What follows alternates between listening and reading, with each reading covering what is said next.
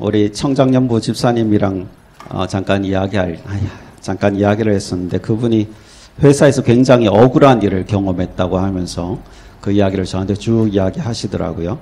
그러면서 제게 질문을 했습니다. 목사님도 억울한 경험을 하시나요? 라고 질문을 했어요. 잠깐 멈칫했습니다. 이분이 무슨 의도로 이걸 질문했을까? 목회를 한다는 것은 별로 오해받을 일이 없고 억울할 일이 없을 거라는 생각을 가지고 질문하는 것 같았어요. 근데 저는 잠깐 멈칫하고 그분의 의도대로 대답을 할 수가 없었습니다. 그냥 이렇게 말했어요. 더 오해받을걸요? 더 억울할걸요? 이렇게 대답을 했어요. 목회자들은 사실 좀 드러나는 입장에 있다 보니까 때로는 책임을 져야 할 때가 있습니다. 그래서 제 탓이 되는 경우가 많아요. 그러면 그러나 보다 하고 그렇게 받아들여야 합니다. 그리고 때로는 이제 스스로 제 탓을 하게 만들어야 할 때도 있습니다. 그럴 때는 이제 성도들이 다치거나 또 성도들을 보호해야 할 필요가 있을 때는 제가 들어가서 제가 욕먹습니다. 이제 이런 거는 이제 제가 참을 수 있을 때예요.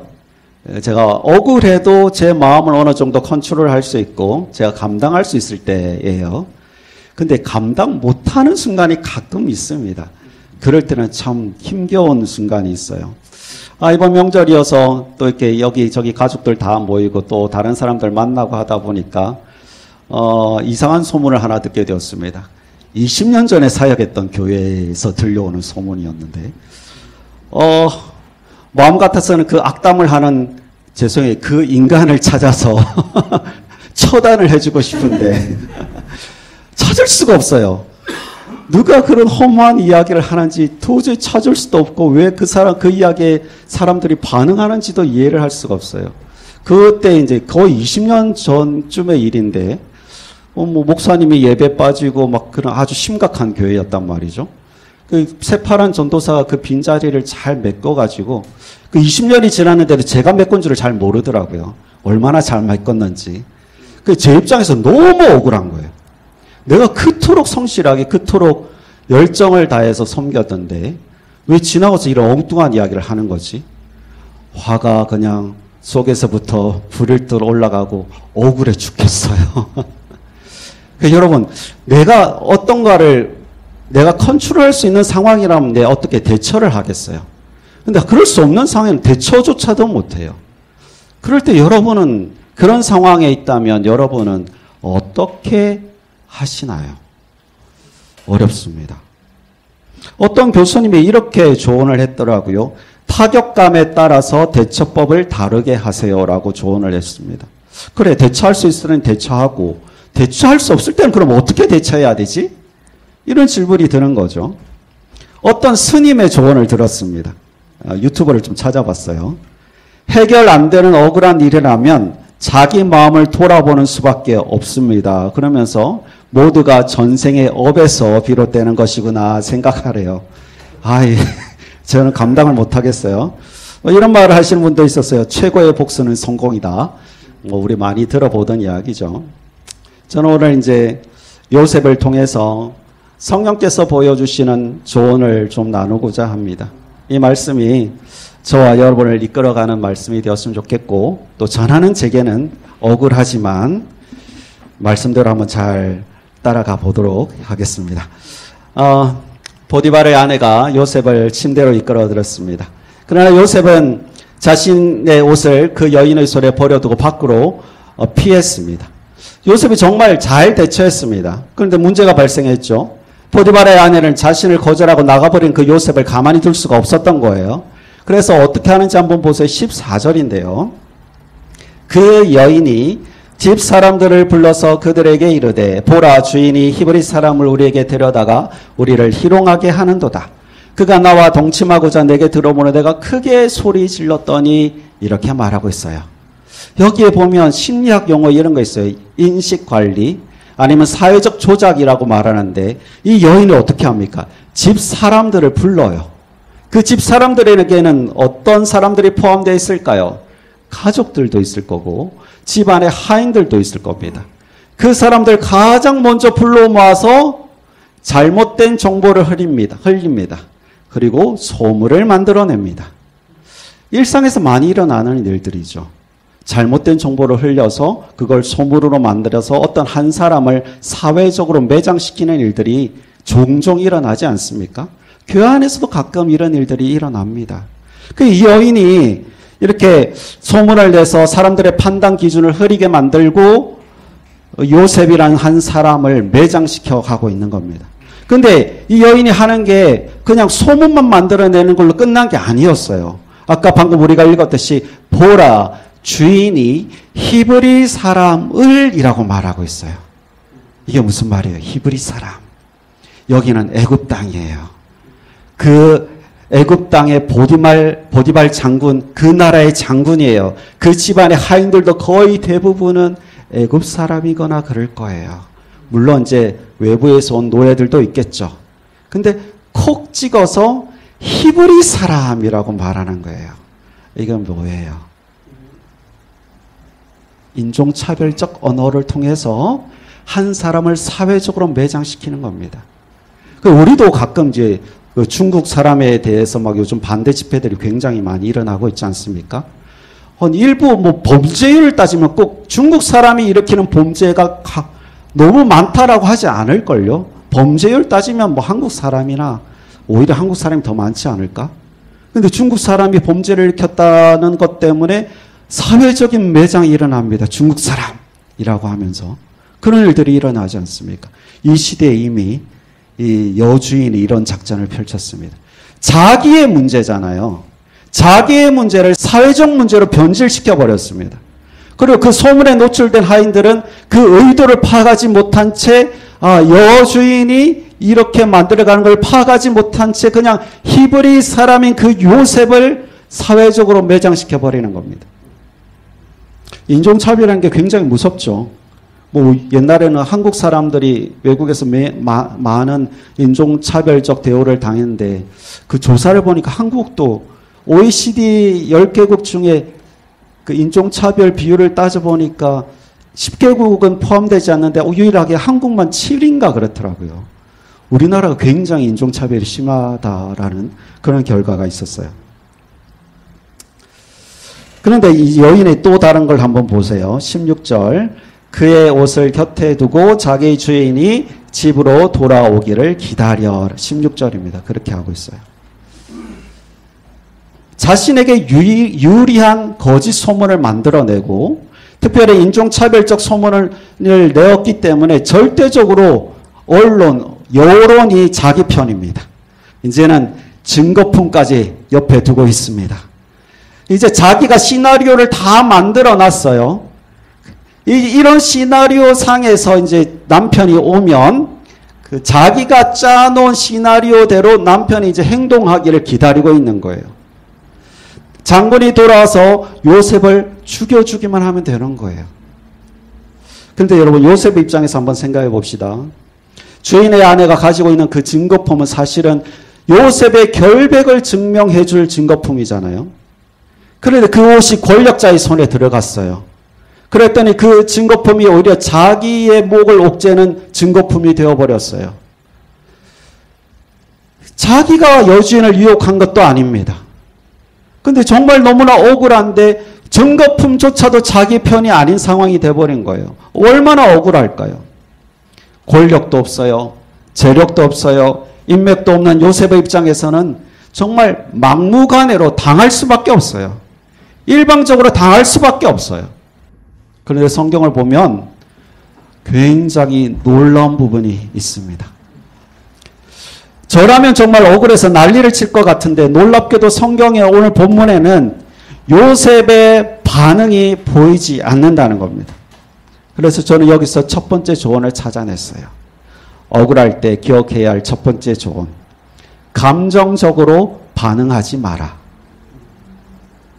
사실 성경에 요셉의 반응이 기록되어 있지 않다고 해서 우리가 요셉이 아무런 반응도 안 했다라고 말할 수는 없습니다. 반응했을 수도 있고 어딘가 무서워서 숨어 있을 수도 있고 주변 사람들에게 자신의 결백을 믿어달라고 절박하게 요청했을 수도 있습니다. 기록이 없기 때문에 우리는 확인은 할 수는 없어요. 근데 이 성경이 성령 하나님께서 감동으로 기록하게 하신 것이라는 것을 우리가 믿고 성령 하나님의 의도를 한번 파악해 본다면 성령 하나님께서는 왜 요셉의 반응을 기록하지 않게 하셨을까?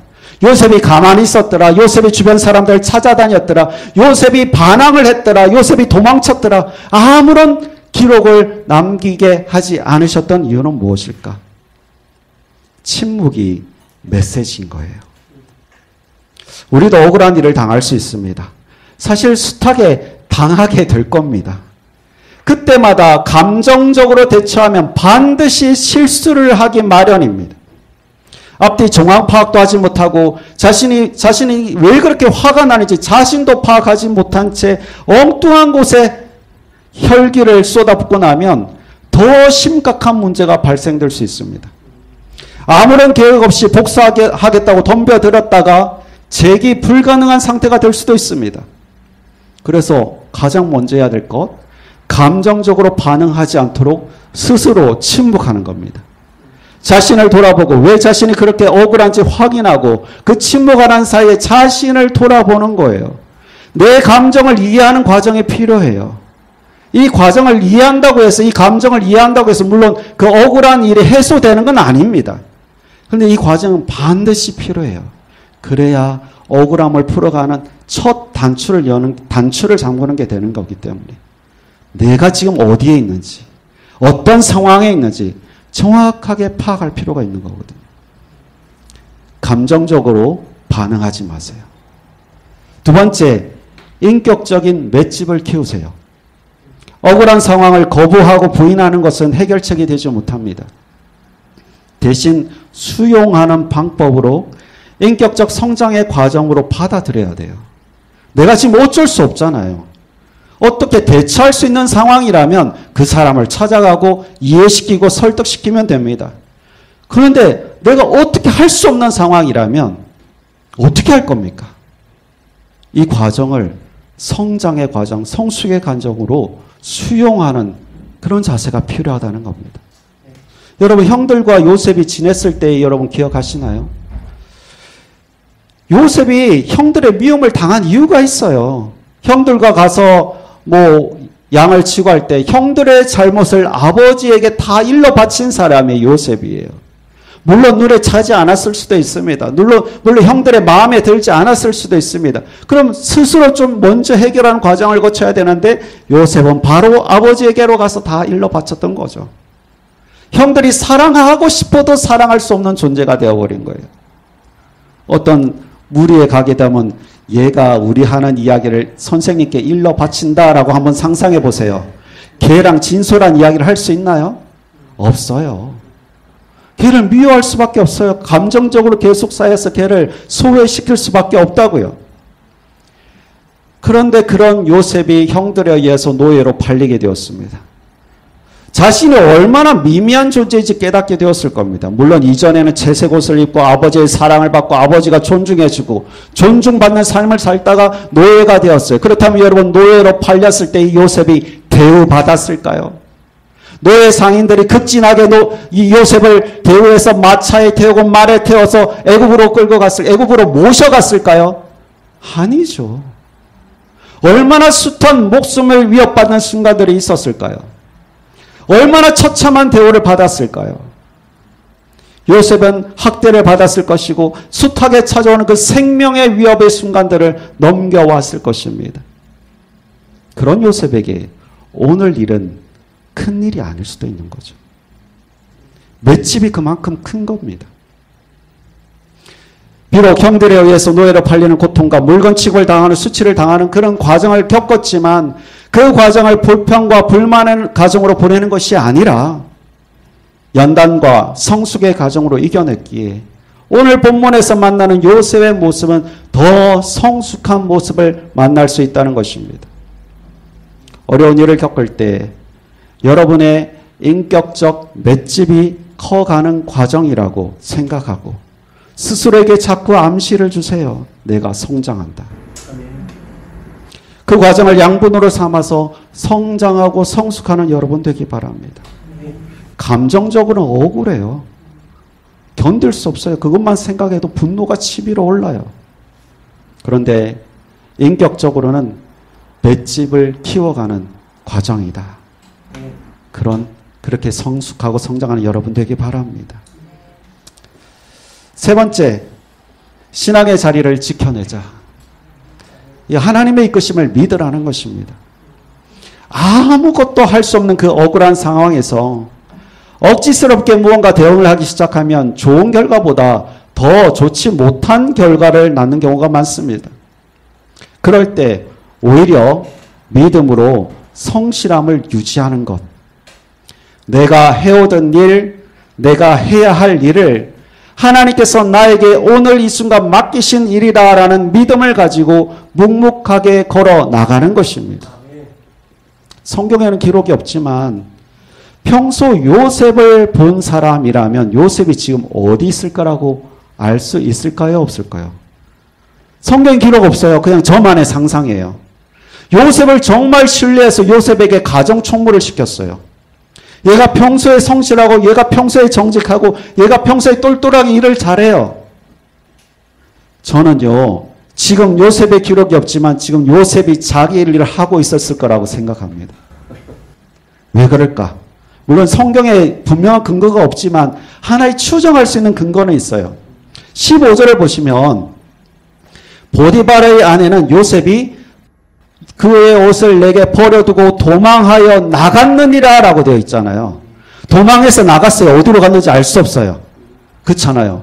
그러면 자, 도망갔어요. 그럼 얘를 잡아야 되잖아요. 근데 20절을 보면 이렇게 되어 있어요. 보디발이 요셉을 잡을 때 어떻게 묘사합니까? 아내의 이야기를 듣고 요셉을 잡아 옥에 가둡니다. 너무 묘사가 단조롭지 않나요? 저의 상상이지만 이 평소에 성실했던 이 요셉이 비록 오해를 받고 억울한 상황이지만 자기가 할 일을 하고 있었을 거다. 그런 상상이 드는 거예요. 보디발이 나타나서 요셉을 잡아라. 막 다니면서 그 장군의 집이면 얼마나 넓겠어요. 도망치려면 어디든지 도망칠 수 있잖아요. 근데 너무 짧아요. 요셉을 잡아 옥에 가두었더라. 요셉의 성실함을 아는 보디발이 어떻게 하는지 한번 보세요. 19절. 그의 주인이 자기 아내가 자기에게 이르기를 당신의 종이 내게 이같이 행하였다 하는 말을 듣고 심히 노한지라. 저는 이게 말이 안 된다고 생각합니다. 보디발은 대이집트 제국의 장군이었습니다. 생사 여탈권을 가진 사람이었습니다. 얼마든지 요셉을 단번에 처단할 수 있었습니다. 나라의 일을 돌보는 일이 얼마나 막중합니까? 근데 집안일까지 이렇게 신경을 써야 돼요. 얼마나 신경 쓰기 싫었을까요? 그냥 아내 말을 듣고 심히 노해서 요셉을 단칼에 처단해도 될 일이었습니다. 그런데 보디발이 어떻게 합니까? 20절. 이에 요셉의 주인이 그를 잡아 옥에 가두니. 옥에 가뒀어요. 죽여도 될 인간을 옥에 가뒀어요. 저는 이게 말이 안 된다고 생각해요. 그런데 이거 또 이상한데 더 이상한 게 있습니다. 그 옥은 왕의 죄수를 가두는 곳이었더라. 요셉은 히브리 노예입니다. 집안에서조차도 그냥 총부가 되었을 뿐이지 아내가 히브리 사람이라고 콕 찍어서 말할 정도로 사회적으로 평판이 좋지 않은 민족이란 말이에요. 그냥 하인이고 노예예요. 요셉은 왕의 일을 하는 사람이 아니에요. 그냥 평민들이 모여있는 막 사람이 가득한 감옥에 보내도 될 일이었습니다. 그런데 왕의 죄수를 가두는 곳에 보냅니다. 어떻게 보면 저는 그런 생각이 들더라고요. 보디발은 이미 아내를 알고 있었겠구나. 우리가 볼 때는 요셉이 감옥에 가는 게 징계라고 생각을 했는데 어떻게 보면 보디발이 아내 앞에서 보디발이 화를 내긴 했지만 그 귀한 요셉을 보호하는 게 아니었을까? 만약에 요셉을 저 평민이 가득한 곳에 보냈더라면 얼마든지 보디발 부인이 권력을 이용해서 언제든지 처단하고 죽였을 수도 있는데 왕의 제소를 가두는 감옥이니까 함부로 할 수 없었겠구나. 오히려 보호하는 것일 수도 있겠구나. 그런 생각이 들더라고요. 여러분, 성실한 한 사람이 이렇게 대우하고 있다라는 생각이 들지 않습니까? 요셉의 성실함을 아는 하나님께서는 또 어떻게 하시는지 보세요. 20절에서 23절인데 이에 요셉의 주인이 그를 잡아 그 옥에 가두니 그 옥은 왕의 제수를 가두는 곳이었더라. 요셉이 옥에 갇혔으나 여호와께서 요셉과 함께 하시고 그에게 인자를 다하사 간수장에게 은혜를 받게 하시매 간수장의 옥중 제수를 다 요셉의 손에 맡기심으로 그 재반 사물을 요셉이 처리하고 간수장은 그의 손에 맡긴 것을 무엇이든지 살펴보지 아니하였으니 이는 여호와께서 요셉과 함께 하심이라. 여호와께서 그를 범사에 형통하게 하셨더라.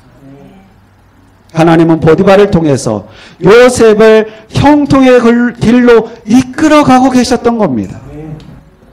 여러분, 하나님을 신뢰하십시오. 비록 억울한 상황을 경험한다 하더라도 하나님을 신뢰함으로 여전히 성실하십시오. 그러면 주변 사람들을 통해서 하나님의 이끄심을 경험하게 될 것입니다. 저도 억울합니다. 그러나 성실하기로 결단합니다. 하나님께서 저에게 주신 이 사명, 이 자리 대처하지 않고 대처할 수도 없지만 성실하게 내 믿음의 자리를 지켜나가고자 합니다. 저와 같이 여러분도 그 어떤 어려움 속에서도 억울한 상황에서도 성실해서 결국은 하나님께서 이끌어가신 이 형통의 축복을 저도 누리고 여러분도 누려서 하나님께서 이렇게 하셨다 고백할 수 있는 믿음의 용사 되기를 축복합니다. 오늘 말씀이 좀 길었네요. 이걸 할까 말까. 한 가지만 결론적인 이야기를 예화를 하나 드리고 마치도록 할게요. 영국의 한 청년의 이야기입니다. 17세기에는 영국에는 그 비인가 집회를 하지 못하도록 되어 있었습니다. 이 한 청년이 근데 구령의 열정에 불타올라서 곡국에서 말씀을 전했던 것입니다. 그래서 이 청년이 주교라는 별명을 얻을 정도였습니다. 지금 같으면 목사님 정도 되겠죠. 그때 국왕이 찰스 2세였는데 그때 영국의 국교회가 성공회였습니다. 그래서 그 외의 종교들은 다 허락하지 않았어요. 그 공식적인 예배의 자리 외에는 설교도 못하도록 했습니다. 근데 이 청년이 자꾸만 가서 설교를 하는 거예요. 또 설교의 영향력도 굉장히 컸습니다. 그래서 이 청년을 잡았어요. 감옥에 집어넣었습니다. 이 청년이 감옥에서 12년 동안 수감 생활을 합니다. 그 수감 생활한 가운데 아내가 죽었어요. 또 아이를 돌볼 사람이 없으니 아이들은 고아들처럼 자라야만 했습니다. 얼마나 억울합니까? 하나님의 일을 했잖아요. 설교를 했잖아요. 말씀을 전했잖아요. 복음을 전했을 뿐입니다. 그런데 12년을 갇혀야만 했습니다. 물론 가운데 한번 이렇게 나올 기회는 있기는 있었으면 설교하지 않겠다고 약속하면 보내준다는 약속을 했다고 합니다. 근데 신념, 하나님 앞에서의 그 열정과 그 자기의 신념을 저버릴 수 없었습니다. 그렇게 12년을 감옥에서 보내야 했습니다. 그가 감옥에서 한 일, 기도하는 것이었습니다. 차디찬 감옥에서 기도하던 어느 날 하나님의 음성이 들렸다고 합니다. 너는 글을 써라. 너에게 글을 쓰는 달란트를 주었노라. 그러면서 한 사람이 천국을 향해서 걸어가는 모습을 보여주셨다고 합니다. 이 사람이 거기서 글을 씁니다. 혹시 아시나요? 존 버년 철로역정. 비록 억울하고 비록 고통스러운 그 감옥의 여정이었지만 하나님은 그로 하여금 그곳에서 보호하시며 철로역정을 쓰게 하셨다는 것입니다. 우리의 시각과 사고의 한계로는 절대로 하나님의 이끄시는 그 목적지를 알 수 없습니다. 그냥 우리가 해야 할 것은 오늘 성실한 겁니다. 그러면 하나님께서 사람을 통해서 하나님의 역사심을 통해서 우리로 하여금 영광 받으실 날이 올 것입니다. 이런 축복을 누리는 여러분 되기를 바랍니다.